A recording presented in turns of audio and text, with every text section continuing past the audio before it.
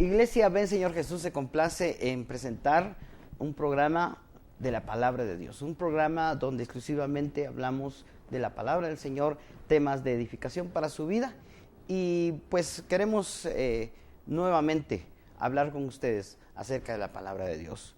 En otro programa estuvimos hablando acerca de la culpa y cómo la culpa nos puede retrasar, cómo la culpa nos puede hacer vivir en una libertad no completa, sino en una libertad condicional, por aquello que llevamos, aquel remordimiento que llevamos porque maté, porque robé, porque mentí, porque difamé, porque bueno, incluso porque adulteré, ¿verdad?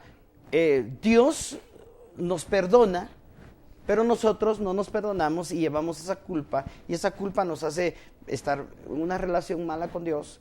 Esa culpa nos hace no avanzar en nuestra vida espiritual, pero vimos que la sangre de Cristo realmente es capaz. El sacrificio de Cristo es más grande que cualquier pecado y más grande que cualquier culpa que podemos llevar nosotros en nuestro ser.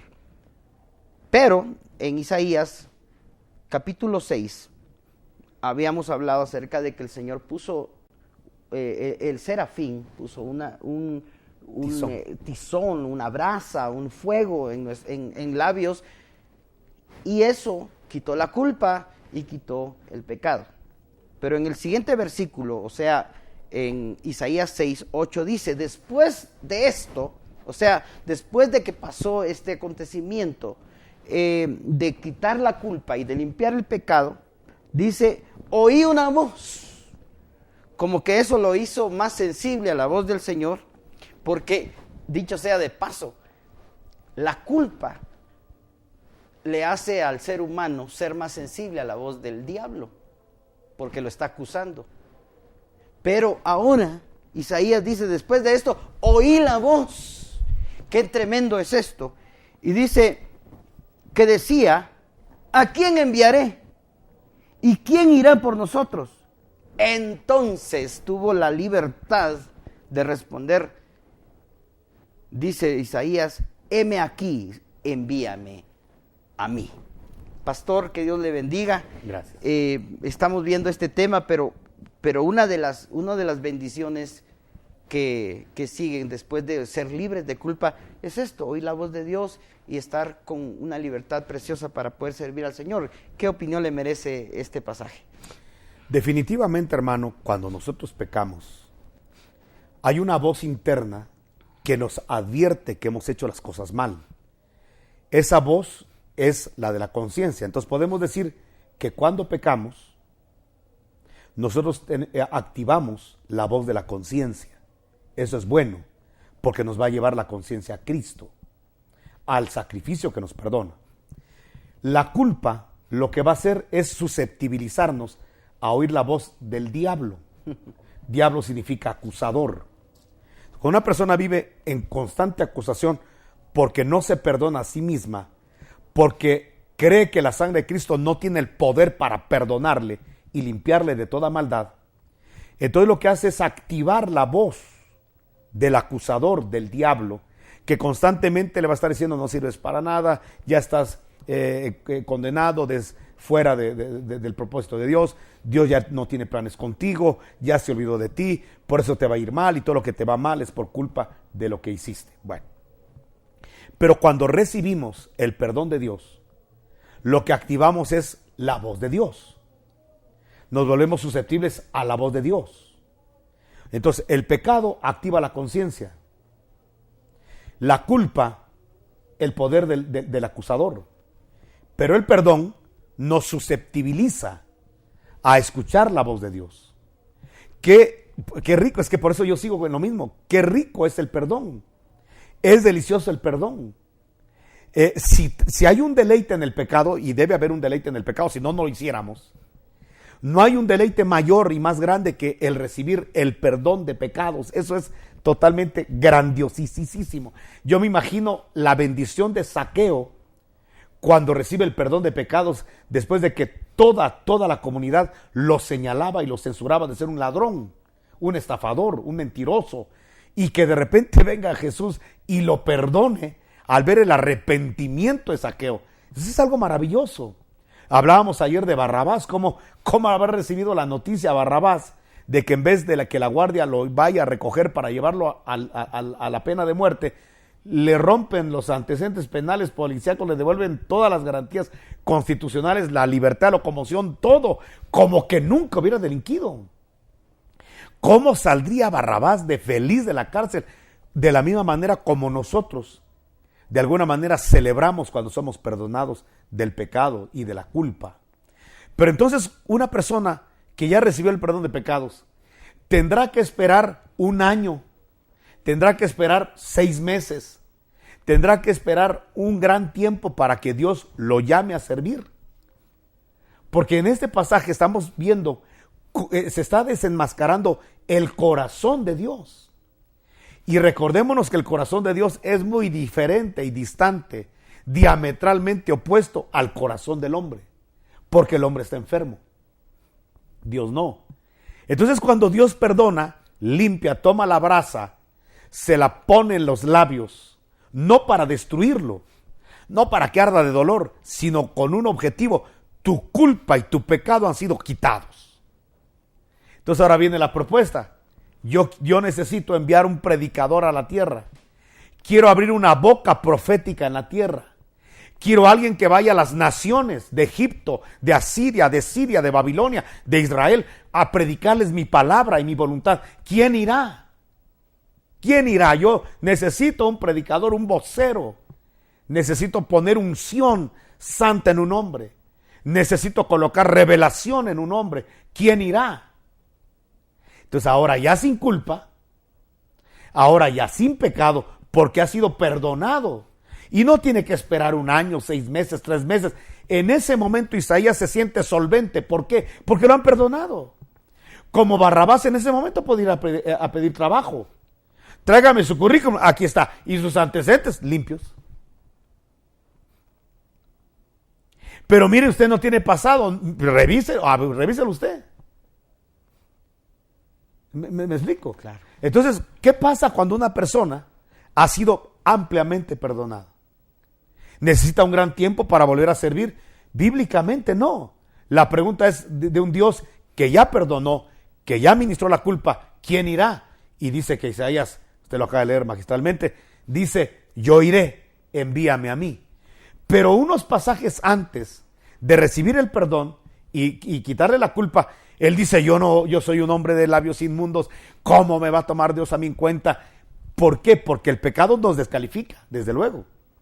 Y no digamos la culpa, que es una acusación que pesa sobre nosotros. Pero cuando la culpa es quitada, esa acusación es quitada, y cuando el pecado es perdonado, no queda otro remedio más que servirle. Entonces, ¿qué es lo que hace el perdón de pecados? Uno, produce un gran gozo, una gran alegría. Y por eso yo siento que la gente que ha sido perdonada y que está siendo perdonada constantemente es la gente que viene a la iglesia a celebrar. Es la que levanta las manos, la que canta con euforia, con gozo, alegría, la que ofrenda y diezma con alegría porque tiene un gozo continuo, está contenta, le están perdonando. Claro. Entonces, ¿qué activa el perdón de pecados? El gozo. Pero número 2, activa el deseo de servir. Yo no me imagino una persona que haya sido perdonada, que no quiera servirle al Señor. Está recibiendo el beneficio del perdón, la culpa, el peso del pecado está siendo quitado de sobre tus hombros. Que el apóstol Pablo lo dijo en Hebreos: despojaos de todo peso, que es la culpa, y pecado, las acciones, que nos asedia. Para correr, o sea, para accionar con paciencia la carrera que tenemos por delante. O sea que la persona que se quita la culpa, el peso y el pecado, como dice Hebreos, entonces lo que hace es correr, es servir, y servir con diligencia. A ver, ¿en qué puedo servirles? No puede haber una persona que esté recibiendo perdón de pecados y se quede pasiva en una silla esperando que le den más palabra y más palabra y más palabra, pero nunca, incluso hasta sentarse a juzgar cómo sirven otros. Que realmente la gente, porque de eso abunda mucho en las iglesias, la gente pasiva, no se deja usar por Dios. Realmente vemos que la gente que no sirve es la gente que critica a los que sí sirven. Y mire usted la gente que entra a la iglesia a criticar. ¿Por qué no hacen esto? ¿Por qué no están aquí? ¿Por qué no están aquí? Esa gente, o lo hubieran hecho de otra forma, esa es la gente que está de espectadora, no se involucra, no hace nada. Porque la gente que sí trabaja difícilmente va a juzgar. Esto es como cuando uno está jugando fútbol. Mire, cuando alguien enciende un partido de fútbol de su selección y su selección está jugando mal o jugando regular, siempre habrá un crítico en la pantalla o en el estadio. ¿Por qué no la pasó del otro lado? ¿Por qué no corrió más? ¿Por qué no previno esto? En fin, hay una serie de críticos. ¿Qué es lo que están haciendo? Tomándose un refresco, sentados en un sofá, en una hamaca, viendo cómo otros están sudando la camiseta en un clima terrible, en una cancha que no están acostumbrados, etcétera. La gente que está jugando, cuando cabeceó mal el jugador, hasta le aplauden, la próxima sale. Ellos saben el desgaste físico que está teniendo el asunto. Ellos sí saben de qué se trata el partido, la dificultad del rival, de la presión del público. Por eso es que la gente que está en el estadio, aunque su compañero no haga bien las cosas, le aplaude. La otra, vámonos. Y ahí está la gente que está jugando, están apoyándose los unos a los otros. La gente de espectadora no. La espectadora juzga, critica. Lo mismo pasa en una iglesia. La gente que está involucrada y que sabe que hay necesidad de presupuesto financiero y que la gente a veces no aporta, que hay problemas porque hay gente irresponsable que dice voy y no va. Esa gente que está involucrada no critica, no juzga, sino que trata de ver cómo llena los espacios que quedaron vacíos. Mientras que el que está de espectador, obviamente se está censurando, criticando absolutamente todo. Cuando una persona es censuradora del trabajo de otro, lo que está mostrando es que es una persona ociosa, vaga en la iglesia. Entonces, entendamos esto. Si yo estoy siendo perdonado de pecados, y lo soy, lo que tengo que hacer es servir. Y servirle al Señor con todo el corazón, porque me está perdonando. Y es que el perdón activa algo, que es el amor. Es que todo activa, es que es una asociación de activaciones. Dice, ¿qué dijo Jesús? Mucho ama el que mucho le ha sido perdonado. Entonces, la persona que va a servirle al Señor y a los hermanos en la iglesia para que estén cómodos, para que sus carros no sufran daños, cualquier cosa que se pueda hacer en la iglesia, lavar baños, es porque ama al Señor. ¿Pero por qué amas al Señor? Porque mucho ama el que mucho se le ha perdonado. Por la gran cantidad de pecados que nos están perdonando, ¿cómo no vamos a servir? Y de ahí tenemos que ser muy inteligentes. Si yo estoy recibiendo el perdón de pecados, si usted está recibiendo el perdón de pecados, ¿qué tiene que hacer? Servirle. La pregunta es, ¿qué dirá? Usted que ya está limpio de culpa y de pecado, vaya a servir, haga algo. Y va a ver cómo Dios le va a respaldar en todo lo que haga. Porque Dios si algo hace es respaldar a su servidor. Quiere decir que hay dos tipos de personas, ¿verdad? En una congregación. El que es el demandante y el que es ofertante. Uh-huh. O sea, uno que solo critica y el otro que está tratando de hacer algo, ¿verdad? Y eso, yo, bueno, quisiera ver algo bueno del demandante. El demandante es aquel que critica, que ve y que juzga. Si usted es una persona de esas, en algún momento yo tuve que decirle a alguien que nos criticaba, que nos decía esto, decía yo, mire, qué bueno que usted puede ver errores, porque si usted los puede ver, usted podría llenarlos. Claro. Usted podría satisfacer eso porque usted los está viendo. Tal vez nosotros dentro no vemos esa falta que hace de algo. Por estar concentrados en el trabajo. Exactamente, pero usted sí lo está viendo, le decía yo a esta persona. Entonces usted es la persona indicada para que usted venga y llene ese espacio, ¿verdad? Entonces o que aporte, como aquel que dijo, mira hermano, deberían de mejorar las bocinas. ¿Con cuánto aportas? ¿Por qué no haces un comité pro bocinas y cambiemos el sonido? Porque tú ya te diste cuenta que hay una deficiencia.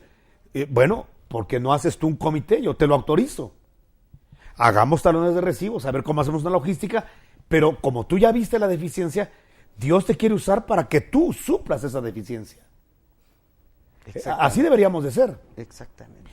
Mira hermano, ¿por qué no hacen esto? De una vez te nombramos el comisionado de esto, de una vez. ¿Por qué no compran un terreno? Bueno, de una vez eres el presidente pro comité de terreno.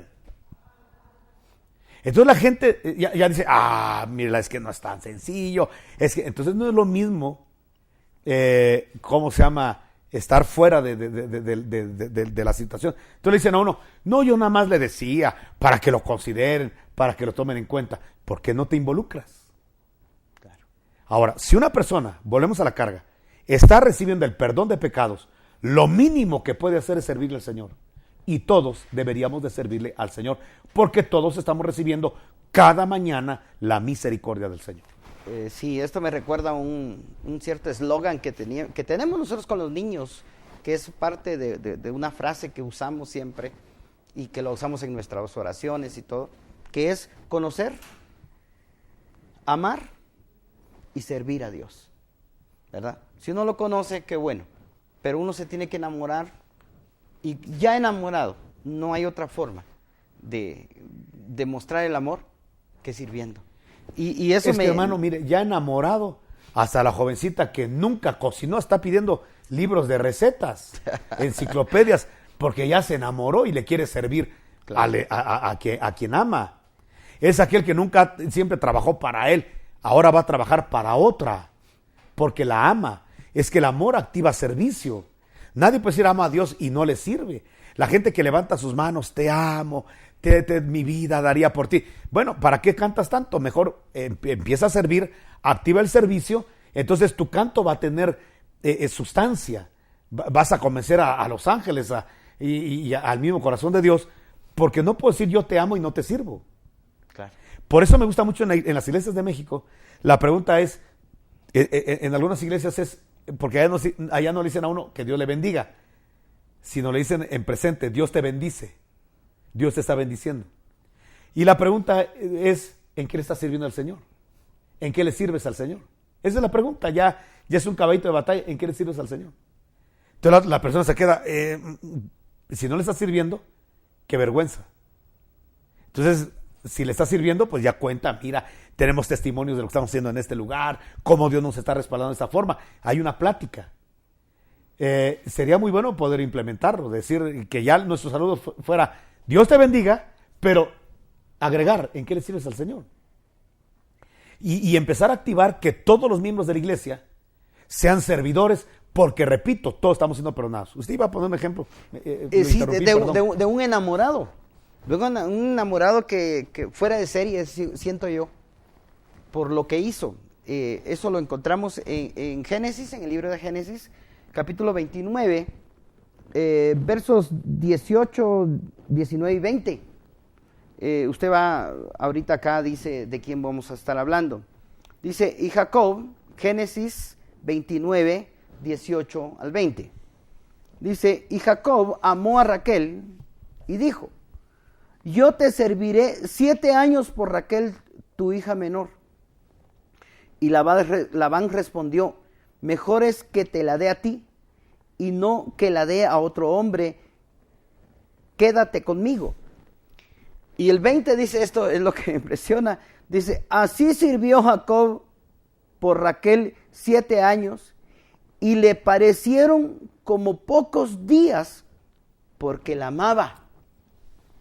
Entonces, yo veo aquí que, ¿cómo así que 7 años, un trabajo de 7 años, cuánto significará que una persona no tenga un salario por trabajar mes a mes? Bueno, digamos, voy a trabajar 2 meses, pues, ¿verdad? Bueno, uno se la aguanta, pero 7 años, ¿cómo así que él trabajó 7 años? Pastor, ¿Qué profundo es el amor de Jacob? Sí, lo que pasa, hermano, es que, mire, Jacob está muy necesitado de amor. Prácticamente ya no puede volver a la casa de su papá, ha cometido acciones muy fuertes. No puede regresar a ver a su mamá. Jacob no puede, ¿qué le digo? Volver a la casa donde está su hermano esperándolo para matarlo. De hecho, hay un se busca y el que encuentre a Jacob y me lo traiga aquí, le doy una buena parte de dinero porque se quiere robar toda mi herencia. Jacob está muy mal, pero de repente llega a la casa de Labán. Y en la casa de Labán habían 2 mujeres, las hijas de Labán. una extremadamente hermosa y bonita, y la otra extremadamente fea y espantosa físicamente. Entonces, obviamente, cuando Jacob vio pasar a Lea, dijo, reprendo, ¿va? Pero cuando ve pasar a Raquel, no, se le fueron los ojos, y entonces, y que fue correspondido. Porque Raquel estaba aquí viendo, era muy bonita viendo en la iglesia a quién, y como dicen algunos las jovencitas, es que pastor, aquí en la iglesia no hay ni uno, ¿ah? No hay candidatos, están muy federales, pero la cosa está que Raquel cuando vio a Jacob, también le impactó la belleza de Jacob. Entonces Jacob, imagínense Jacob, la abuela de Jacob, la bisabuela, era una mujer que tenía 90 años y todavía paraba el tráfico. ¿Cómo serían las facciones de Jacob? Abraham dice que también era físicamente bello, lo mismo que Isaac y Rebeca. Entonces, viene de un linaje de belleza. ¿Cómo sería Jacob de guapo? Que o sea que dos bonitos se quedan viendo, se apachan el ojo y ya hay un match, un clic ahí. Entonces, antes de que le gane cualquier otro candidato, llega Jacob y yo quiero casarme con tu hija. Pero en ese tiempo había que pagar una dote. Es decir, dar algo pecuniario, económico, para que se le pudieran otorgar a la hija. Este está vendiendo a su hija. Entonces viene Labán y dice, mira, esos tenis que tiene con esa olita ahí no son gratis. Esa camisita con ese cocodrilo ahí no viene de gratis. O sea, trabájame 7 años y te doy a mi hijita, con mucho gusto.